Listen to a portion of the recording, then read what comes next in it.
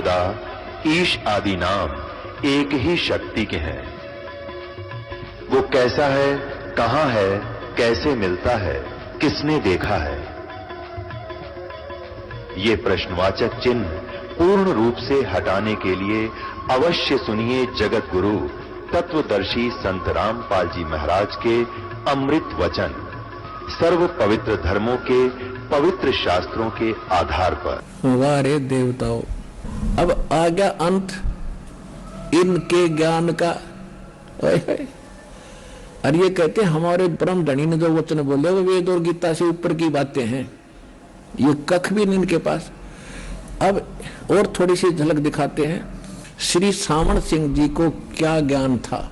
अब ये क्या बताते हैं देखिएगा, ये संत मत प्रकाश भाग 3, ये श्री सावण सिंह जी के वचन है, प्रवचन है। ये है श्री सावण सिंह जी, करो इनके दर्शन एक बार। महाराज सावण सिंह जी, और ये संत मत प्रकाश भाग 3। और ये देखिएगा, प्रकाशक जगदीश चंद्र सेठी, सेक्रेटरी राधा स्वामी सत्संग व्यास, डेरा बाबा जयमल सिंह। और पहला संस्करण 1976 का छपरा, देखो 1904 आज बनाया होगा रामपाल ने। मुद्रक गोपसेंस पेपर्स लिमिटेड, ये सारा वही है। अब हम इसके चलते हैं 102 पृष्ठ पे। ये है संत मत प्रकाश भाग 3।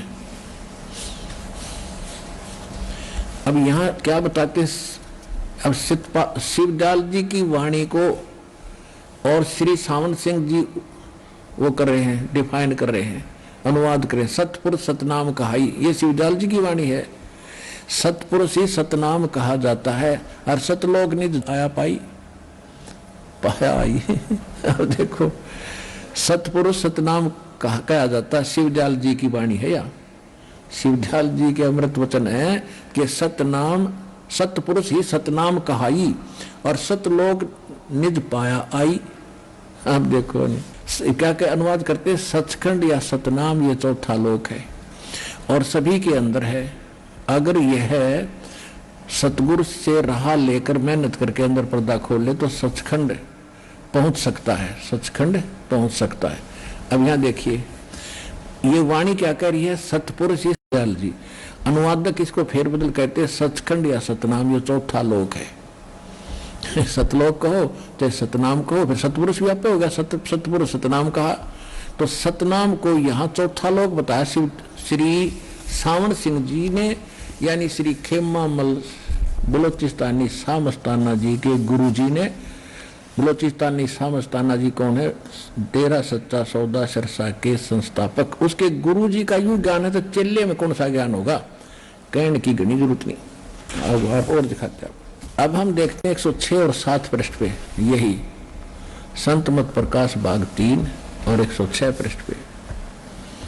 किसी ने सावण जी से पूछा कि जी कौन से राम की बात, सावण सिंह जी कहते तो कौन से राम का जिक्र कह रहे हैं। सत्संगी ने पूछा क्या राम बहुत सारे हैं। सावण सिंह जी कह रहे हैं कि राम 4 हैं, आपका इशारा कौन से राम की तरफ है। 107 पृष्ठ पे।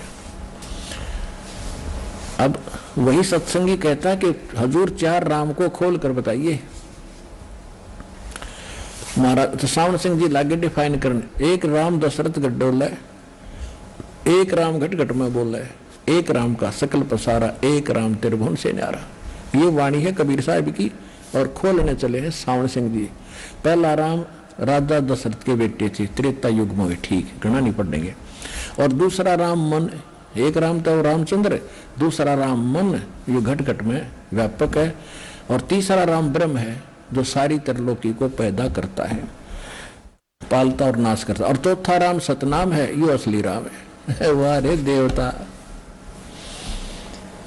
अब इनका सतनाम में ना समझ मारा, कहते सतनाम या सचखंड ये चौथा लोक है।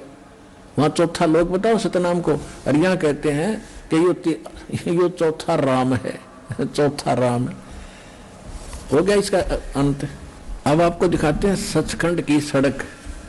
डेरा सच्चा सौदा सिरसा वालों का पहला भाग। इस नाम के हेडिंग ने पटका आदमी कटका मर जा। अने सोचा भाई गए राम मिला, सचखंड की सड़क मेटल रोड दिखे न जाए। इसमें यूपी से खड्डे हैं, इसके अंदर दिखाऊंगा मेटल रोड है, इसका कैसा ज्ञान है देखिएगा। ये सचखंड की सड़क पहला भाग। और सतनाम सिंह जी, गुरमीत सिंह जी के गुरुदेव जी का यो लिखा हुआ है।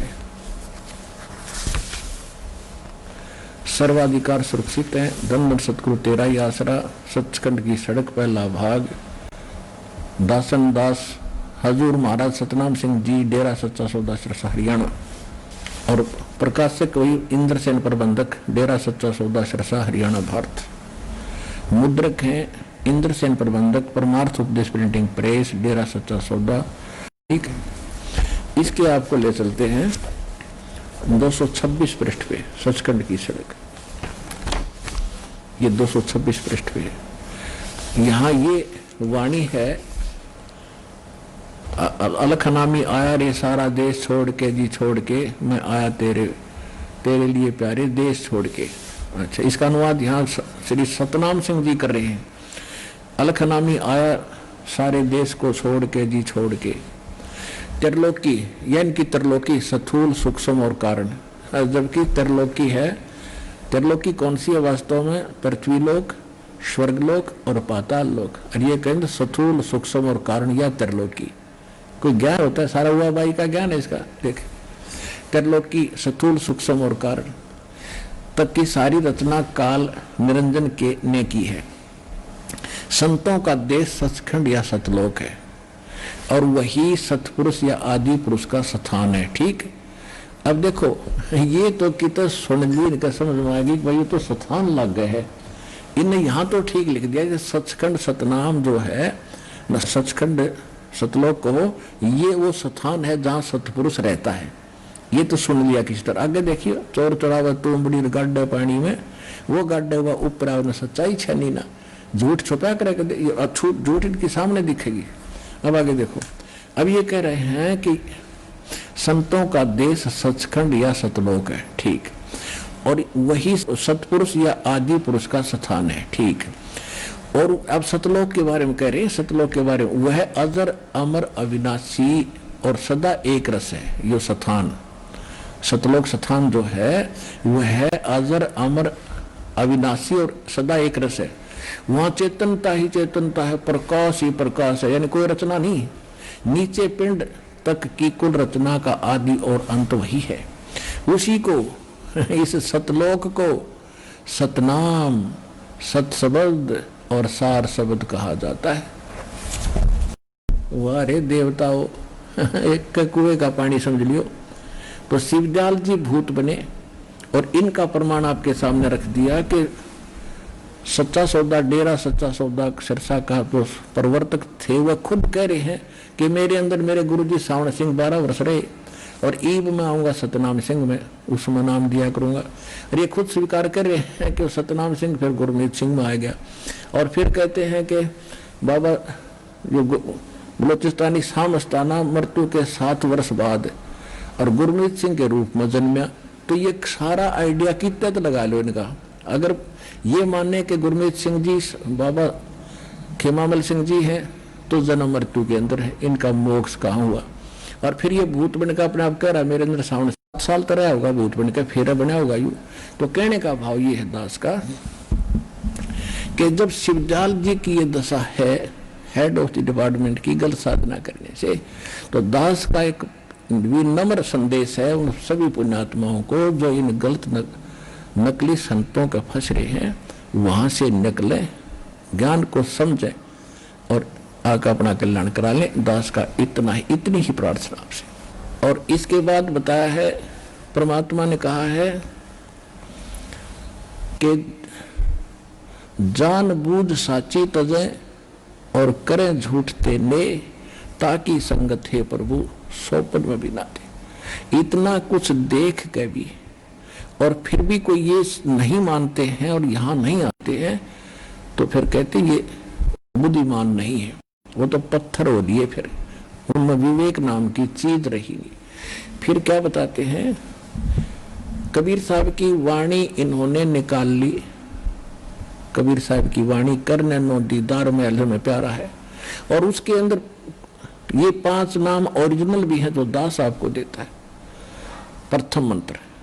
और इन्होंने निकाल लिए 5 नाम काल के, ओंकार, रंकार और ज्योति निरंजन और सोहम और सतनाम। सतनाम ये नाम भी बतावे, सतनाम ये सतपुरुष, सतलोक, सचखंड, सार शब्द, सार नाम और सतपुरुष वो सतनाम बतावे।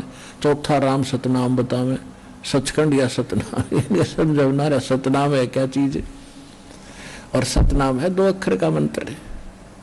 और ये खुद सावन सिंह जी कहते हैं, सोई गुरु पूरा कहा वह जो 2 अक्षर का भेद बतावे।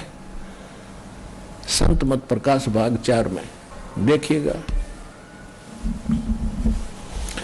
ये है संत मत प्रकाश भाग 4। और इसके सब इन संत मत प्रकाश भाग के राइटर यानी इस सावन सिंह जी के वचनों का ही संग्रह है ये महाराज संत मत प्रकाश भाग 4 महाराज सावन सिंह जी, प्रकाशक सेवा सिंह, सेक्रेटरी राधा स्वामी दास, सत्संग डेरा बाबा, जयमल सिंह। पहली बार से 9वीं बार तक इतनी पुस्तक 1975 से छपती आ रही है, या 1975 से ना सोचिए आज की है। और Sartaj printing press, Tanda road, Joshi state, Jalandhar से ये छपी है, मुद्रक है। और बाबा सावन सिंह जी इसके राइटर लिख रखे इन्होंने। अब देखिएगा, अब इसके 261 पृष्ठ पे हम आगे। अक्षर रूप नृत्य चाली छोड़ दिया, अब देश बिगाना। यह संसार क्षर है और अक्षर है वो ब्रह्म है। अक्षर को ब्रह्म बताओ। दास ने आपको आज दिन के सत्संग में सुनाया था 3 पुरुष हैं, सरपुरुष, अक्षर पुरुष और परम अक्षर पुरुष। सरपुरुष तो ये ब्रह्म है, ये अक्षर पुरुष ब्रह्म बता रहा है। सरपुरुष तो ब्रह्म है, अक्षर पुरुष ये परब्रह्म है, और परम अक्षर ब्रह्म ये सत्य पुरुष, आदि पुरुष, परम अक्षर ब्रह्म है। तो यहाँ वो संकेत तो है कोई और, तो कहते हैं जिसने ज्ञान नहीं होता न्यू उआ बाई बोलेगा। देखिए, यह संसार सर है और अक्षर है वह ब्रह्म है, और नी अक्षर पार ब्रह्म है।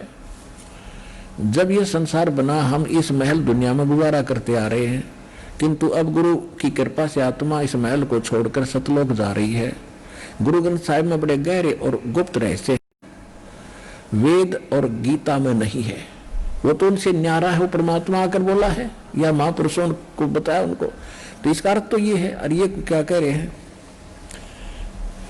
अब 52 अक्षर संस्कृत भाषा के हैं, शायद ही कोई ऐसी भाषा है जिसके 52 अक्षर हैं। इस संसार का सारा मसाला 52 अक्षरों में आ जाता है।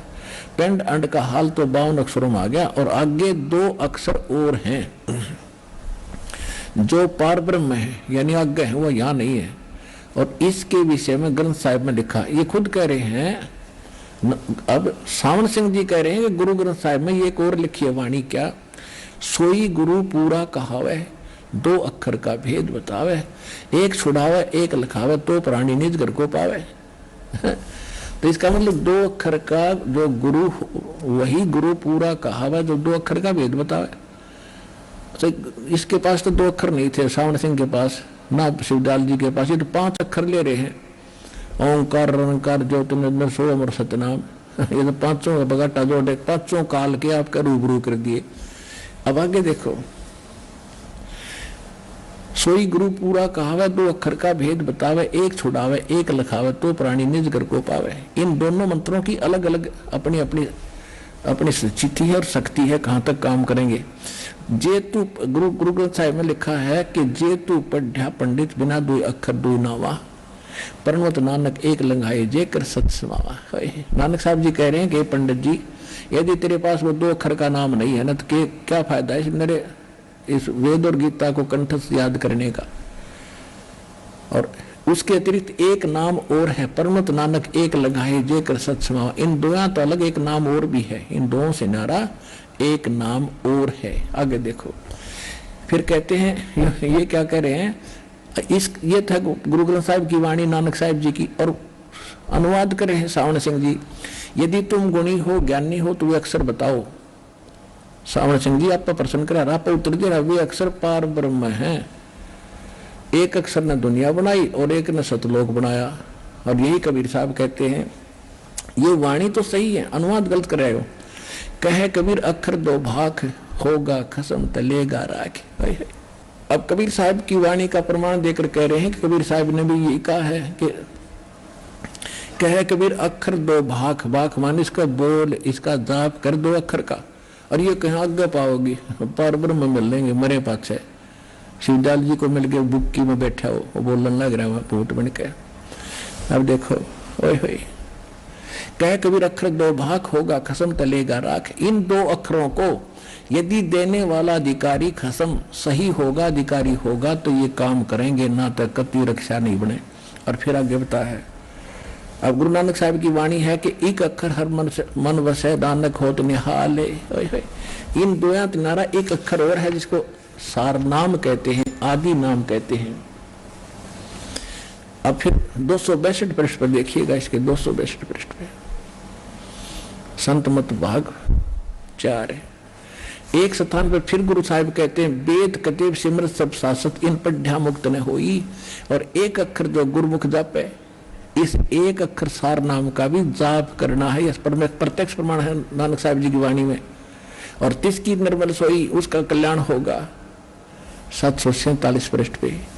अब देखो, अब ये देखो क्या बोल रहे हैं, एक अक्षर, वह अक्षर आपके अंदर है, वो 2 अक्षर। और ये गुरु जी का तो जाप करना है, वह अक्षर आपके अंदर है, अक्षर है। और पार ब्रह्म में जाकर मिलेंगे, मरे पाछे मिलेंगे, रह तेरा गजब। और ये खुद कह रहे हैं तो जाप करने हैं। कबीर साहब की वाणी का प्रमाण आप पे बोल रहे हैं, कहे कबीर अक्षर दो भाग, इनका जाप करे, रोगा खसम तलेगा राख। ये अनुवाद क्या करें, अपनी बकवाद को, संतों की यथार्थ वाणी को लिख कर और झूठ अनुवाद करके दुनिया भ्रमित कर दी। और वाणी स्पष्ट करिए कि वो बोलने हैं, जाप करने 2 अक्षर के, यूं कहे पार ब्रह्म में मिलने जागो जाके मरने के बाद रख दो। वह अक्षर आपके अंदर हैं और पार ब्रह्म जाकर मिलेंगे। ये सावण सिंह जी कह रहे हैं, ये अनुवाद गलत कर रहे हैं। यह धर्म हमारा धर्म नहीं है, जात हमारी जात नहीं है, देश हमारा देश नहीं, हमारा देश सचखंड है, हमारी जाति सतनाम है। इसने सतनाम में का घाटा जोड़ रखा है, अभी भी इनकी जाति होगी सतनाम। अरे तेरा गजब हो, हे परमात्मा। अरे ये परम धनी हजूर महाराज और पता नहीं क्यों क्यों उपमा पा गए, रे तेरा गजब हो, हे परमात्मा। ये बंदी छोड़ दया करो, तेरे बच्चे पे तेरे दिन हो गए, न बेचारे भटकता।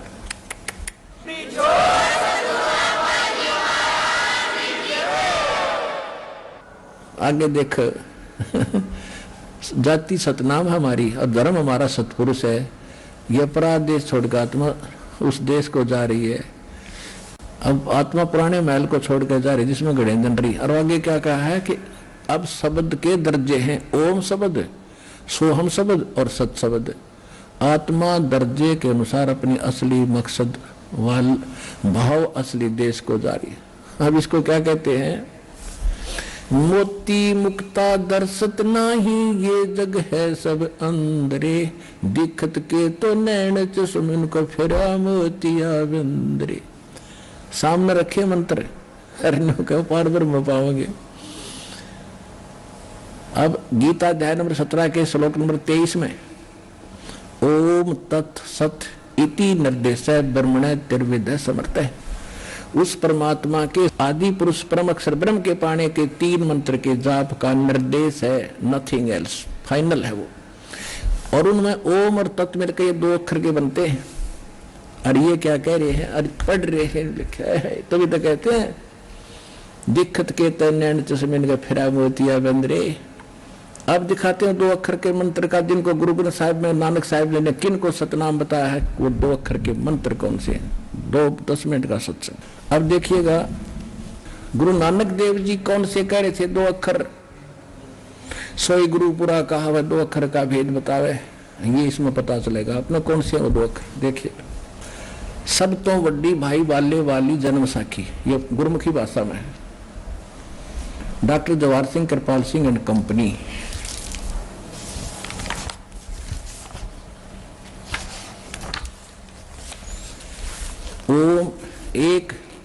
ओंकार सतगुरु प्रसादी। अब इसका ये 2 अक्षर हैं, कोड वर्ड है, ये एक कोड वर्ड है, ओम सीधा लिख रखा है, ये दूसरा कोड वर्ड में रखा है नानक साहिब जी ने। ई जन्म साखी अज तक छप चुकिया नालों वड्डी है, सब तो वड्डी ते पुरानी है, पुरातन है, भाई वाले वाली जन्म साखी।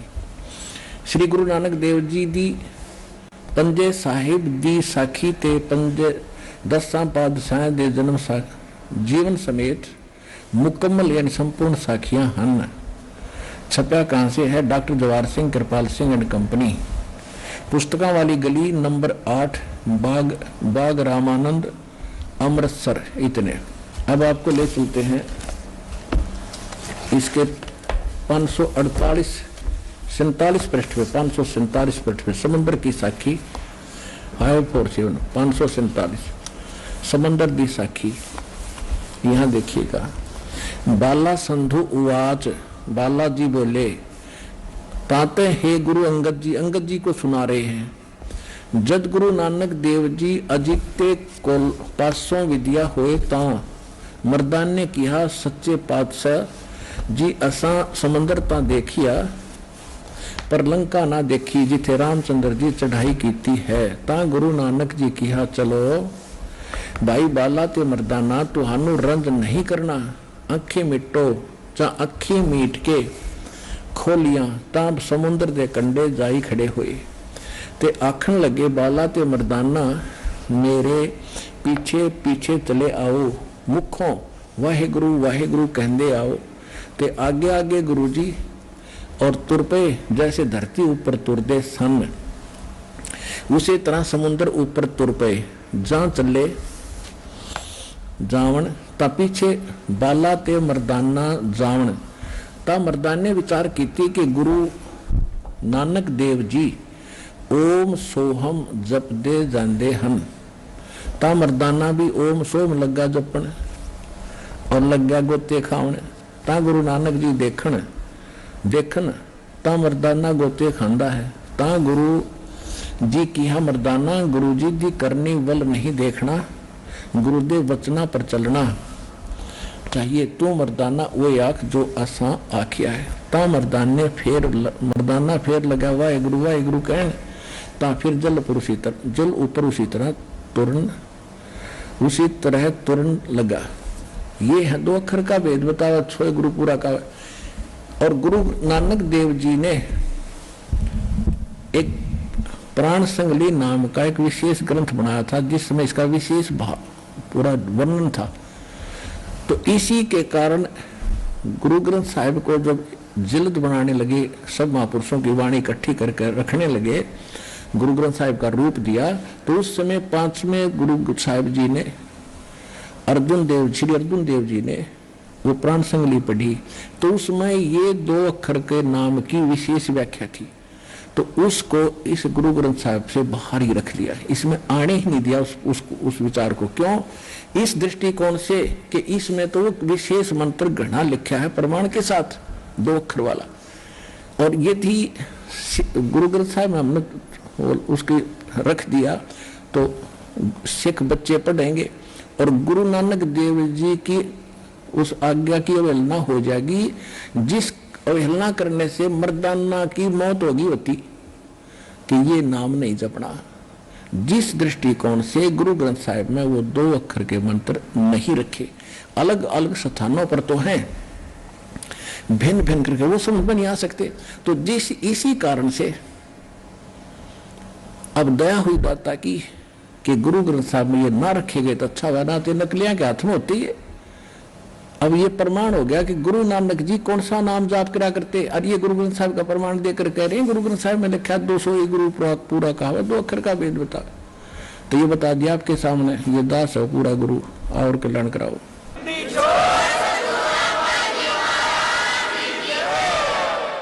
अब आपको हिंदी भाषा में लिखी हुई ये जन्म साखी और दिखाते हैं, न तो शंका रह जाए। क्यों? आज पंजाबी तो आप जानते नहीं, क्यों 1-2% को पंजाब का भगता रहो, वो जानते हैं, फिर भी भ्रम ना रह जाए आपके कि कहीं यहाँ भी बात बिगड़ रही हो।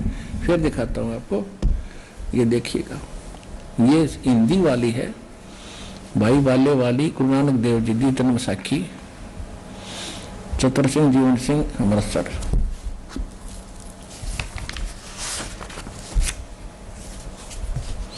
ये वही है।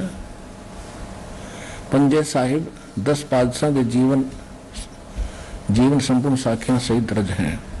प्रकाशक चतर सिंह जीवन सिंह अमृतसर।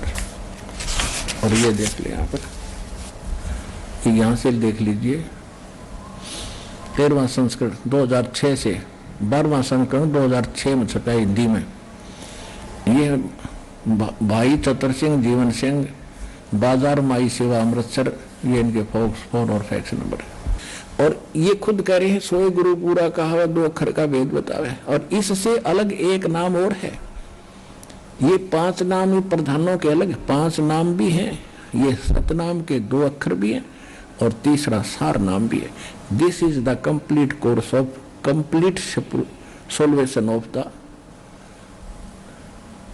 सोल्वेशन, यानी पूर्ण कंप्लीट मोक्ष का ये कंप्लीट कोर्स है। पूर्ण मोक्ष का ये कंप्लीट कोर्स यानी पूरी साधना इस प्रकार है। ये दास के अतिरिक्त इस विश्व में नहीं है। बुद्धिमान समाज है, समझो और अपना कल्याण कराओ। सतलोक आश्रम बरवाला, जिला हिसार, हरियाणा में आओ।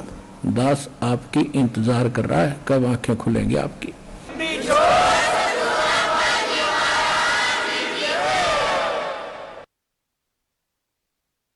परम पिता परमात्मा पूर्ण ब्रह्म सर्व सृष्टि रचनहार कबीर परमेश्वर जी की असीम रजा से आप सभी पुण्यात्माएं परमात्मा के दरबार में पहुंचे और आपको ये सत्संग सुनने का शुभ अवसर प्राप्त हुआ। ये जो समागम चल रहा है ये परमात्मा की असीम रजा से होता है। सुत दारा और लक्ष्मी घर पापी कह भी हो और संत समागम हरि कथा तुलसी दुर्लभ दो। पुत्र पत्नी संपत्ति ये पूर्व के संस्कार से, पूर्व जन्मों के संस्कार से आज कोई घोर अपराधी व्यक्ति है, बिल्कुल कसाई के काम करता है या लूट खसोट करता है, चोरी करता है, डाके मारता है, उसके घर पर भी आपको मिल जाएंगी संतान, पत्नी, संपत्ति उसके पिछले पूर्व जन्म के संस्कारों से। लेकिन संत समागम यानी सत्संग और हरि कथा ये दोनों बड़े दुर्लभ हैं।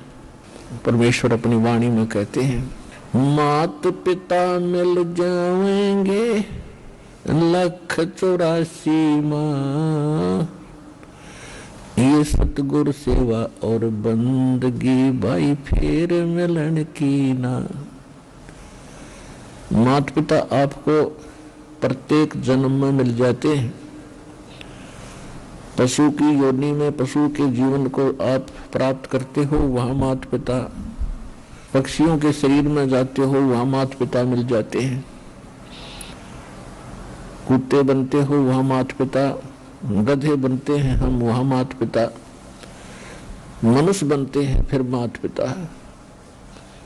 परमात्मा कहते हैं माता पिता मिल जाएंगे इस 1,84 में। सतगुरु की सेवा और ये भक्ति भाई फिर मिलन की ना। सत्संग की आधी घड़ी और तप के वर्ष 1000, तो भी बराबर है नहीं मूक है कबीर विचार। सत्संग के अंदर आधी घड़ी यानी 20 मिनट, 15 मिनट, 30 मिनट भी इंसान यहाँ आ जाता है और सत्संग सुन लेता है ध्यान से, उसका जीवन बदल जाता है। और तप चाहे 1000 वर्ष तक कर लो, क्योंकि वो तो जैसा ज्ञान उसको प्राप्त है उसी के आधार से अपनी साधना में लीन है। और तप से क्या प्राप्ति होती है? तप से राज्य प्राप्त होता है। तप से राज मदमानम और जन्म तीसरे शुक्र शवानम। तपस्या जो करते हैं वो अगले जन्म में राजा बनते हैं, और राजा के अंदर अभिमान बहुत घना हो जाता है और फिर खूब पाप करता है, ना जाने कितने व्यक्तियों को सताता है, और अगले जन्म में फिर कुत्ते और सूअर और गधे की योनि को वो प्राणी प्राप्त करता है। और सत्संग में आने वाले प्राणी को ये ज्ञान होता है कि कौन से भक्ति के काम कर्म करने चाहिए, कौन सी भक्ति ठीक है, कौन सी गलत है, फिर कौन से मनुष्य जीवन के कर्म हैं जो हम व्यवहारिक कर्म भी करते हैं वो कैसे करने चाहिए, हमारा व्यवहार कैसा होना चाहिए, हमारे विचार कैसे होने चाहिए, और हमने किसी को दुख नहीं देना चाहिए। सत्संग के अंदर ज्ञान कराया जाता है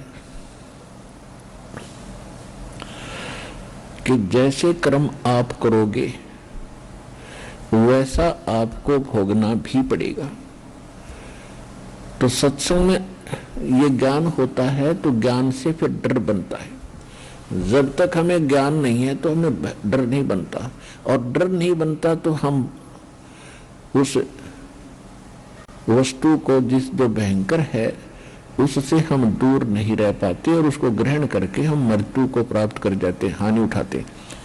जैसे छोटे बच्चे होते हैं उनको ज्ञान नहीं होता, उनको डर भी नहीं होता, सर्प को पकड़ लेते हैं, बिजली के नंगे तार को छू लेते हैं, मर जाते हैं, अग्नि में भी हाथ डाल देते हैं, चूल्हे में भी हाथ डाल देते हैं, गर्म चाहे को भी पकड़ कर अपने ऊपर डाल लेते हैं, गिर जाती है।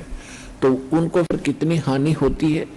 और जब वो सियाने हो जाते हैं, बड़े हो जाते हैं, उनका दिमाग ठीक काम करने लगता है, उनको बताया जाता है कि ये सर्प है, ये बहुत भयंकर जानवर है, ये अग्नि है, इसको हाथ नहीं लगाना चाहिए, ये करंट है इस तार के अंदर, इसको छूने से मौत हो जाती है। तो बच्चे को फिर सियाना होने के बाद उसको डर बनता है, और डर बनता है तो उनसे वो सत्संग में आकर वो कथा सुनाई जाती है, वो ज्ञान बताया जाता है। जिन कारणों से आप दुखी होते हो और जिन कारणों से सुखी होते हो वो भी राह बताई जाती है, वो मार्ग बताया जाता है। तो ज्ञान से ही फिर डर बनेगा, डर बनेगा तो बचाव भी बनेगा। तुमने उस दरगाह का मैल नहीं देखा और धर्मराज के तिल तिल का लेखा।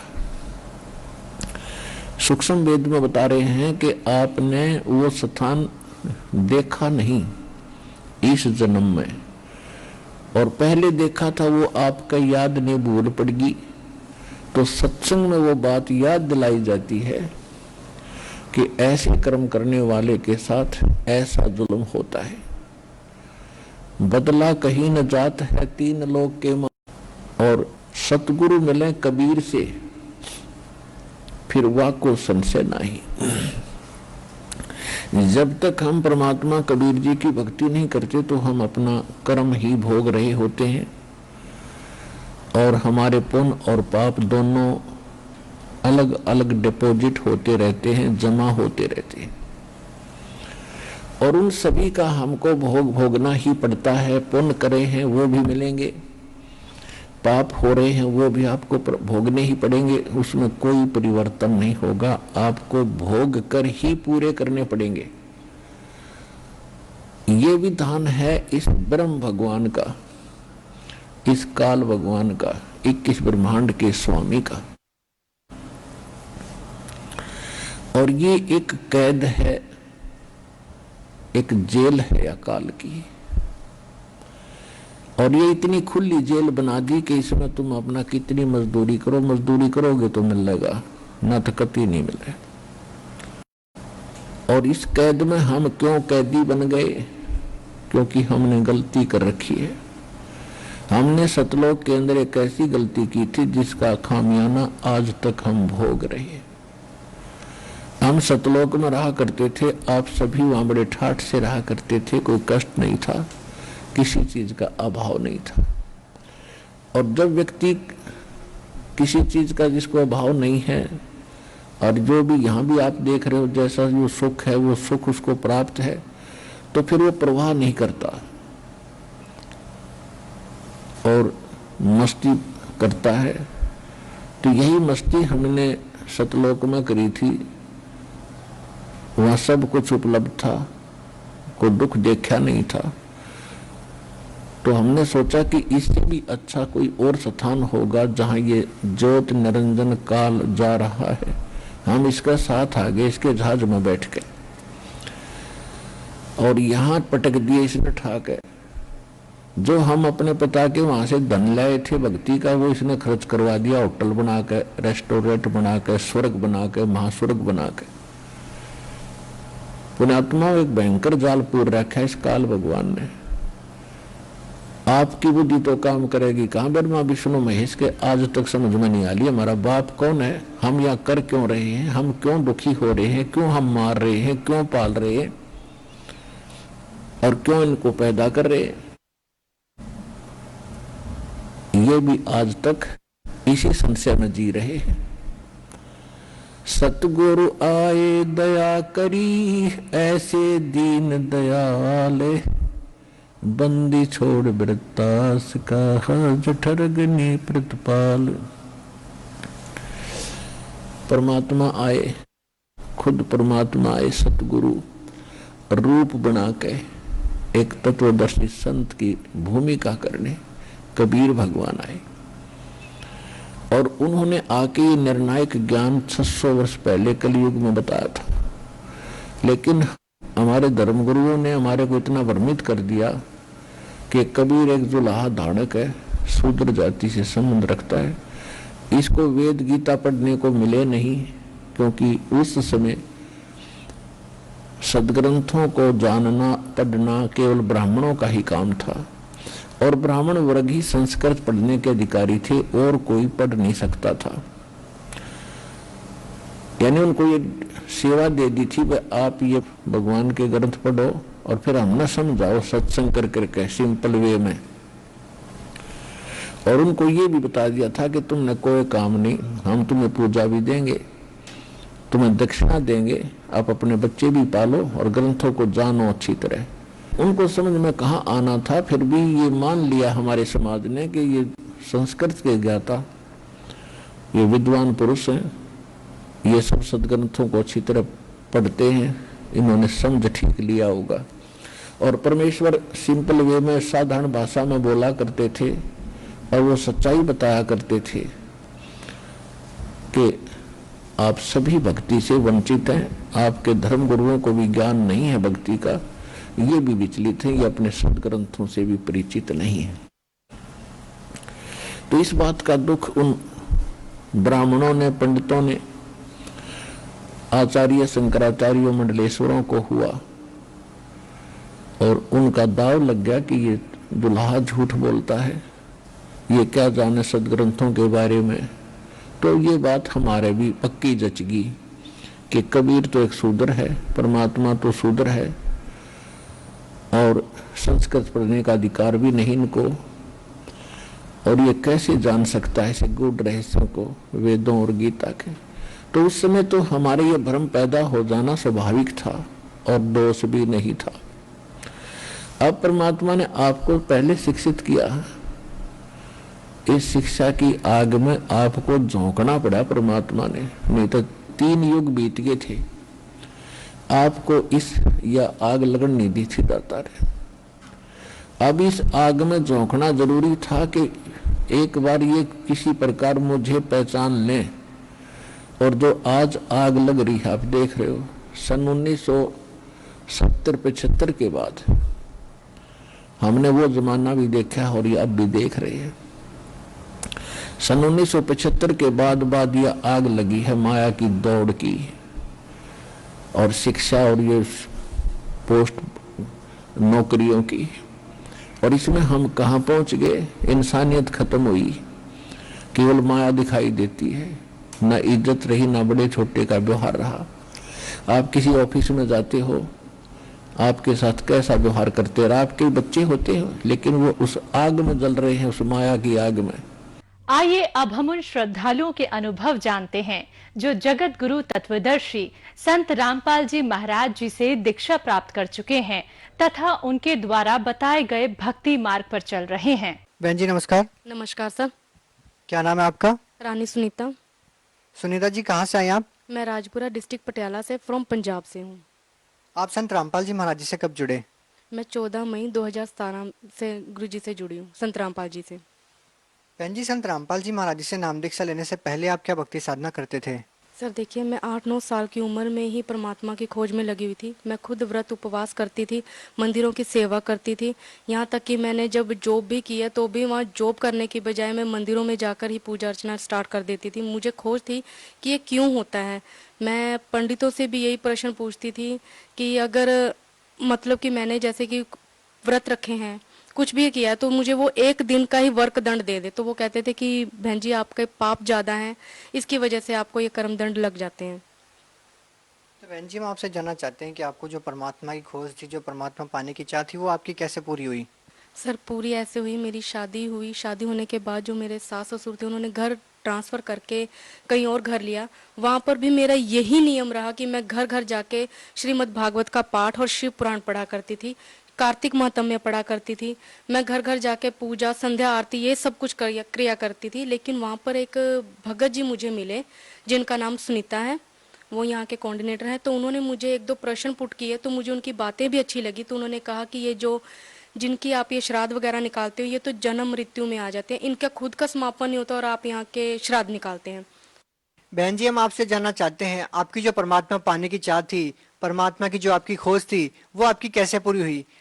सर उन्होंने फिर मुझे 1-2 क्वेश्चन पुट करने के बाद उन्होंने मुझे कहा कि हम आपको अपने साथ सत्संग में लेकर चलेंगे। सर सत्संग में जैसे वो मुझे ले जाने लगे तो कुछ दिन पहले उन्होंने मुझे बताया था कि हम आपको संडे को सत्संग में लेकर जाएंगे। लेकिन सर मेरे घर में कोई प्रॉब्लम हो गई थी जो मैं सत्संग में ना जा पाई, तो फिर मैंने घर पर ही बंदी छोड़ सतगुरु रामपाल जी महाराज जी का सत्संग सुना जी। वहाँ पर फिर मैंने जैसे सत्संग सुना तो अगले दिन मैं उनके पास गई तो मैंने उनको बताया कि मुझे कबीर परमेश्वर जी ने ये सब कुछ बताया कि उनको कैसे जंगलों कैसे बेड़ियों से बांधकर उनको बांधा गया, कैसे उनको अग्नि में जलाया गया, कैसे उनकी झोंपड़ी में आग लगाई गई। तो उन्होंने कहा कि मैं आपको कुछ दिन बाद ज्ञान गंगा पुस्तक दूंगी। सर उन्होंने अगले दिन मुझे ज्ञान गंगा पुस्तक दी, जिसको मैंने ना तो पढ़ा ना मैंने कुछ किया। उसको शाम को मैं अपने घर लेकर आई हूँ। रात के समय में मेरे ससुर के साथ मेरे हस्बैंड की लड़ाई झगड़ा हो गई थी, जिसकी वजह से वो घर से ही चले गए थे। लेकिन मैंने क्या किया, अपने रूम को लॉक किया और 11:30-12 बजे के बिटवीन ही सर मैंने उस पुस्तक के सेंटर वाले पेज को रीड किया, जिसमें से अंबाला वाले एक भगत जी थे जो धन धन सतगुरु जी से जुड़े हुए थे। मैंने उनका इंटरव्यू पढ़ा और ये पढ़कर ही मैंने बुक को बंद कर दिया। सुबह सर मॉर्निंग में मैंने कनक साफ करते हुए परमेश्वर कबीर साहब जी को देखा, जो मुझे बोल रहे थे कि आप अपनी मम्मी जी से बोलो कि आप नाम दीक्षा लेना चाहते हैं। सर नाम दीक्षा मैंने उनको बोला कि ऐसा हो नहीं सकता, आपसे पहले मुझे 10 दिन हो गए अपनी मम्मी जी को ये कहते हुए कि मैंने नाम दीक्षा लेनी है, लेकिन वो कह रहे हैं कि आप ये नाम दीक्षा नहीं ले सकते हैं। तो फिर सर मैंने जैसे ही मैं वो कनक वाली बाल्टी उठा के सामने वाले प्लॉट में गई हूँ तो वहाँ पे भी परमेश्वर कबीर साहब जी आए। तो उन्होंने मुझे बताया कि आप अपनी मम्मी जी से बोलो कोई आप नाम दीक्षा लेना चाहते हो। ये आप रात के सोपन की बात कर रही हैं या दिन की बात है? ये सर ये सुबह 9:30 बजे की बात है।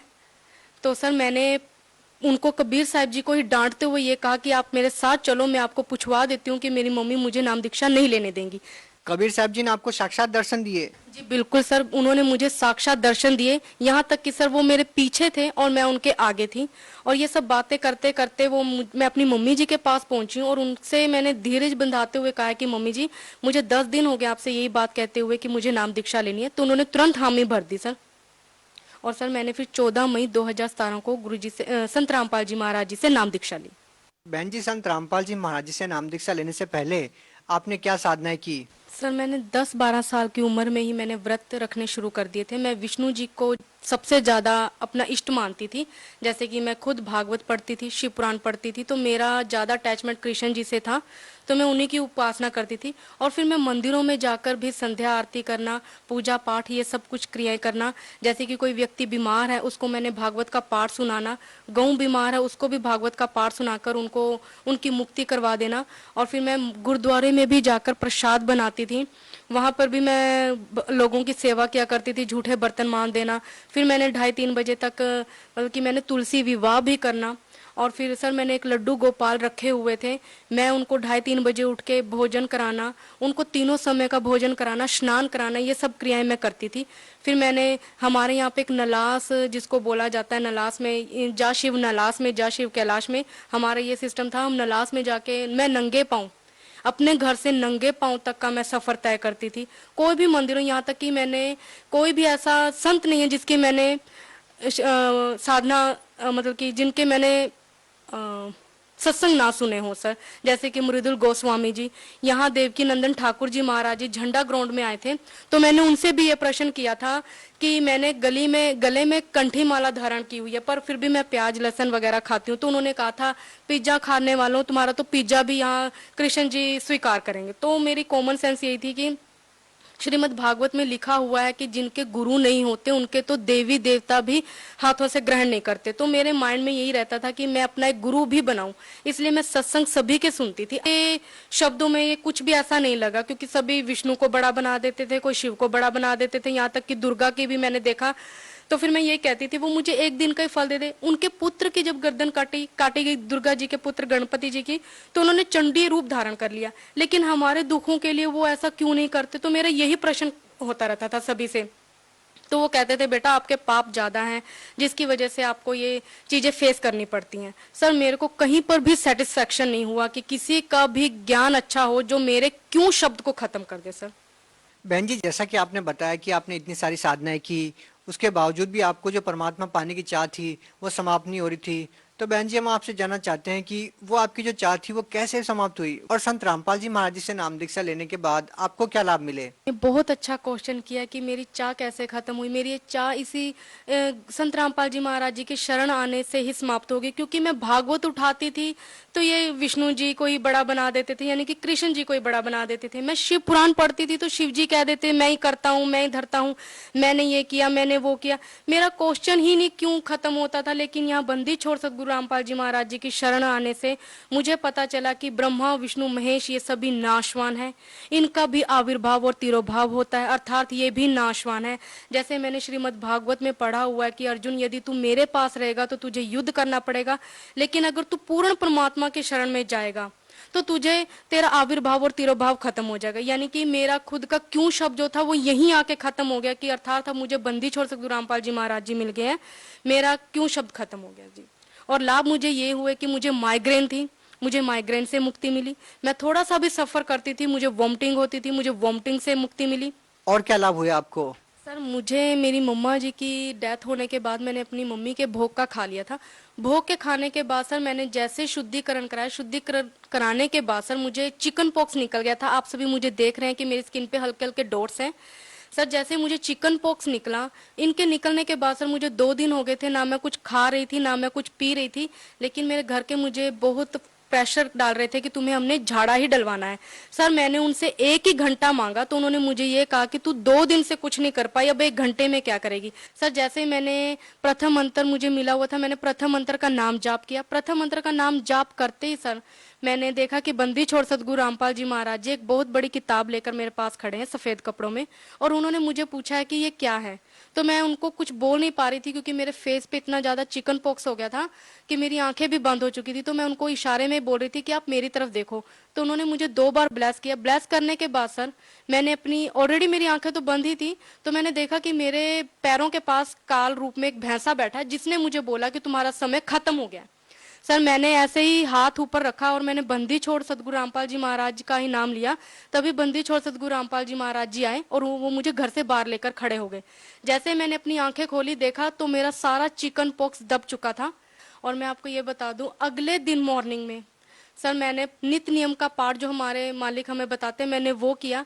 वो करते हुए ही मैंने जैसे अपनी थाली में खाना परोसा, खाना परोसते ही बंदी छोड़ सदगुरु रामपाल जी महाराज जी दोबारा आए सफेद कपड़ों में। मैं आपको बताऊं मेरे सामने एक टीवी जिसको एलसीडी बोला जाता है अब लैंग्वेज में, वो मेरे सामने मालिक ने ऑन की और वो एक साइड पे खड़े हो गए और उन्होंने मुझे मेरा सारा कर्म दंड दिखाया कि मैंने कैसे भोग का खाया, कैसे मेरी चाची जी ने मुझे चूड़ियां पहनाई, कैसे मेरे छोटे भाई ने मेरे चरण दबाए, कैसे वो सब किया। सर मेरी आंखों से आंसू नहीं रुक रहे थे और मालिक ये सब कुछ मुझे एक टीवी में जिसको एलसीडी बोला जाता है उसमें उन्होंने ये सब क्रियाएं मेरी मुझे लाइव दिखाई। सर मैं रो रही थी, मेरी मदर इन लॉ मुझे पीछे से हिला रही थी कि सुनीता तुम कुछ बोल नहीं रही हो और सिर्फ रोए जा रही हो। तो मैंने सिर्फ खाना जो थाली में परोसा होता उसको खत्म करने के बाद मैं मालिक के पास दंडोतम किया और अपने गुनाहों की माफी मांगने लगी कि मालिक अब की बार मुझे बख्श दो, मैं दोबारा ऐसा कोई कर्म नहीं करूंगी जी। और कोई लाभ? सर लाभ यही था कि मुझे जो चिकन पॉक्स था उसके दौरान मेरे एक राइट टांग पे एक फोड़ा हो गया था और मुझे चिकन पॉक्स तो दब गया था, लेकिन मेरा एक फेस ये जो आप देख रहे हैं मेरा एक जले हुए कागज की तरफ फेस हो गया था, जिसकी वजह से मैंने अपने चेहरे को पूरा कवर किया हुआ था। मैं एक बस में सफर कर रही थी जहाँ पे मेरे लिए बैठना भी नामुमकिन था, वहां पे मैंने 6-7 घंटे का सफर भी किया और मालिक बंदी छोड़ सदगुरु रामपाल जी महाराज जी ने मुझे बस में आकर आशीर्वाद दिया। और मैं देख रही हूँ जहां जहां मालिक जा रहे हैं मैंने नजर वहां पीछे तक दौड़ाई, मालिक फिर से शुरू हुए मेरे सामने से और मुझे फिर से आशीर्वाद देते देते पीछे की तरफ गए। तब से भगत जी मालिक की दया से, परमात्मा बंदी छोड़ सदगुरु रामपाल जी महाराज की दया से मेरा आप फेस देख रहे हैं, मेरे को बहुत ज्यादा इम्प्रूवमेंट है मेरी स्किन में भी सर। और कोई लाभ संत रामपाल जी महाराज जी से नाम दीक्षा लेने के बाद? सर लाभ तो मैं बता चुकी हूँ कि मुझे मालिक ने इतने लाभ दिए कि सच में रोज मालिक की दया, परमात्मा बंदी छोड़ सदगुरु रामपाल जी महाराज जी की दया इतनी होती है कि सच में मैं बता नहीं सकती। लेकिन फिर भी सबसे बड़ा लाभ यही है कि मुझे मेरे मोक्ष का रास्ता मिल गया है, जिस क्यों के लिए मैं जगह जगह घूमती थी। सर मैंने बाइबल भी रीड की, शिव पुराण भी पढ़ा, श्रीमद् भागवत का पाठ भी करती थी। मैं सभी लोगों को नर्क में डालती जा रही थी कि ये करने से ये हो जाता है, ये करने से ये हो जाता है, लेकिन मूर्ख बना बना के मैंने भी लोगों को छोड़ दिया, जबकि मुझे खुद को ज्ञान नहीं था कि ये तमोगुण और ये सतोगुण ब्रह्मा विष्णु महेश भी नाशवानी है और मैं सभी को इन्हीं की भक्ति करने के लिए बोल रही थी। सर अब मेरा क्यों शब्द भी खत्म हो गया सर। बहन जी हम आपसे जानना चाहते हैं कि पहले आप सभी प्रकार की पूजाएं करते थे और आप और लोगों से भी करवाते थे, लेकिन आपको कोई लाभ नहीं मिला और आपकी जो परमात्मा पाने की चाह थी वो पूरी नहीं हो रही थी। लेकिन जब आप संत रामपाल जी महाराज जी से नाम दीक्षा लेते हैं तो आपकी जो परमात्मा पाने की चाह थी वो भी पूरी हुई और आपके जो दुख थे उनका भी निवारण हुआ। तो बहन जी हम आपसे जानना चाहते हैं कि पहले जो साधनाएं आप कर रहे थे उन साधनाओं को करने से आपको लाभ क्यों नहीं मिला? क्या आप साधना ठीक से नहीं कर पा रहे थे या फिर इसका कोई और रीजन है? सर साधना ही मेरी गलत थी, क्योंकि मैंने खुद ने जैसे भागवत पढ़ी है तो भागवत में कृष्ण जी ने कहा है कि जिनके गुरु होते हैं, जैसे कि दत्तात्रेय के 24 गुरु थे, अंतिम गुरु उन्होंने परमेश्वर कबीर साहिब जी को बनाया, तब उनको मुक्ति मिली। मैंने खुद ने पढ़ा हुआ था, यहाँ तक कि मैंने शिव जी को भी गुरु बनाया था। मैं कार्ड लाना भूल गई हूँ, वरना मैं आपको दिखाती। शिव जी को मैंने गुरु बनाया क्योंकि मुझे इतना मालूम था कि शिव जी विष्णु जी को ध्याते हैं और विष्णु जी शिव जी को ध्याते हैं, बस यही कॉमन सेंस मैंने यूज कर रखी थी। तो इसी की वजह से मैंने शिव जी को अपना गुरु बना लिया, इष्ट मैंने अपने विष्णु जी को ही रखा, लेकिन ज्ञान ही नहीं था क्योंकि इनकी साधना ही सही नहीं थी। सर बहन जी आप उन साधनाओं को कैसे गलत बता सकते हैं? हिंदुस्तान में लाखों करोड़ों लोग हैं जो उन साधनाओं को करते हैं, वो भी भागवत गीता का पाठ करते हैं, देवी देवताओं की पूजा करते हैं, आप उनको कैसे नकार सकते हैं, उनको कैसे झुटला सकते हैं? सर मैं नकार इसलिए सकती हूँ क्योंकि अब मुझे ज्ञान हो गया बंदी छोड़ सदगुरु रामपाल जी महाराज जी के द्वारा। जैसे कि एक बच्चा एक पोयम को पढ़ते पढ़ते पेज पलटता रहता है कि आगे आगे पोयम है, लेकिन पोयम वो एक ही सुनाता है। जैसे कि मैंने एक रट्टा लगा रखा था कि श्रीमद् भागवत में ये है, लेकिन मुझे खुद को ही नहीं पता था कि ब्रह्मा विष्णु महेश के ये जो गुण है, यानी कि ये सतोगुण, ये विष्णु जी हैं। सिर्फ मैं तो ये सोचती थी कि ये विष्णु और ब्रह्मा विष्णु महेश के अंदर कोई गुण है जिसके अकॉर्डिंग ये चलते हैं, मेरा अपना ही नहीं ये खत्म होता था। अब जैसे लोगों ने भी रट्टे लगा रखे हैं कि ये सब क्रियाएं करने से ये सब कुछ मिलता है, जबकि ये सब कुछ प्रूफ हमारे बंदी छोड़ सदगुरु रामपाल जी महाराज जी ने कर दिया है कि ये जो आप लोग पढ़ रहे हो ये सब।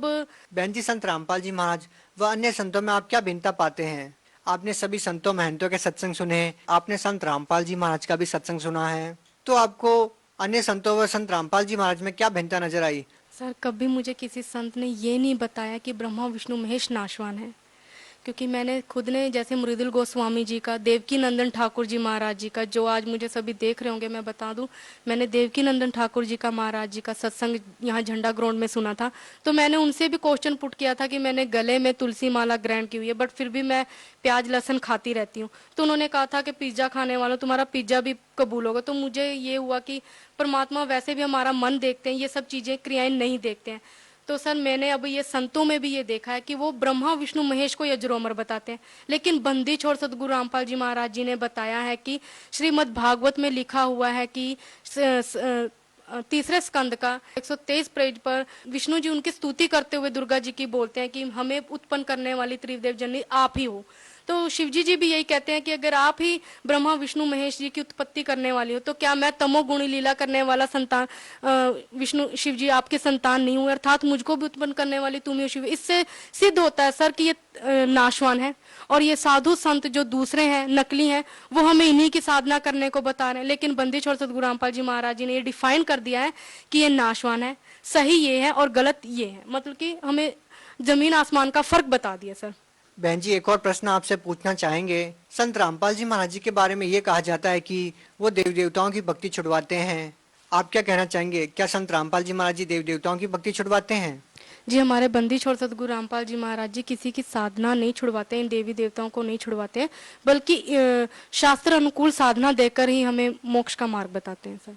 बहन जी, आप भगत समाज को क्या संदेश देना चाहते हैं? सर मैं यही संदेश देना चाहूंगी कि इस धरती पर सिर्फ और सिर्फ बंदी छोड़ सदगुरु रामपाल जी महाराज जी ऐसे हैं जो सही मंत्र देकर और सही ज्ञान उपदेश देकर भक्त समाज का कल्याण करवा रहे हैं सर। जी, बहुत बहुत धन्यवाद आपका। जी सर जी।